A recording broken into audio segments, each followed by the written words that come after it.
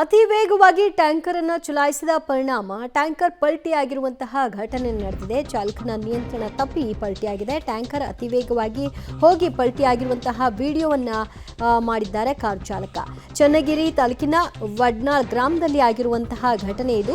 ದಾವಣಗೆರೆ ಜಿಲ್ಲೆಯ ಚನ್ನಗಿರಿ ತಾಲೂಕಿನ ವಡ್ನಾಳ್ ಗ್ರಾಮದಲ್ಲಿ ಕಾರು ಹಿಂದೆ ಹೋಗ್ತಿತ್ತು, ಟ್ಯಾಂಕರ್ ಮುಂದೆ ಹೋಗ್ತಿತ್ತು. ಏಕಾಏಕಿ ಸ್ಪೀಡಲ್ಲಿ ಹೋಗ್ತಾ ಇದ್ದ ಮುಗ್ಗರಿಸಿಬಿದ್ದ. ಸೊ ಅದಾದ ನಂತರದಲ್ಲಿ ಕಾರ್ನ ಹಿಂಬದಿ ಹೋಗ್ತಾ ಇದ್ದಂತಹ ಕಾರ್ನ ಚಾಲಕ ಇದನ್ನು ರೆಕಾರ್ಡ್ ಮಾಡಿಕೊಂಡಿರೋ ದೃಶ್ಯ ನೀವು ನೋಡ್ತಾ ಇದ್ದೀರಿ. ಟ್ಯಾಂಕರ್ನಲ್ಲಿ ನೀರು ತುಂಬಿಕೊಂಡು ವಡ್ನಾಳ್ನಿಂದ ಪಾಂಡೋಮಟ್ಟಿ ರಸ್ತೆ ಕಡೆಗೆ ಈ ಟ್ಯಾಂಕರ್ ಹೋಗ್ತಾ ಇತ್ತು ಅಂತ ಗೊತ್ತಾಗಿದೆ. ಚಾಲಕ ಅತಿ ವೇಗವಾಗಿ ಟ್ಯಾಂಕರ್ ಚಲಾಯಿಸಿದ್ರಿಂದಾಗಿ ಈ ದುರ್ಘಟನೆ ಸಂಭವಿಸಿದೆ. ಅತಿ ವೇಗವಾಗಿ ಹೋಗಿ ಏಕಾಏಕಿ ಪಲ್ಟಿ ಆಗಿಬಿಟ್ಟಿದೆ. ಅದೃಷ್ಟವಶಾತ್ ಯಾವುದೇ ಪ್ರಾಣಹಾನಿಯಾಗಿಲ್ಲ ಅನ್ನೋದು ಸದ್ಯ ಸಣ್ಣ ಪುಟ್ಟ ಗಾಯಗಳಾಗಿದೆ.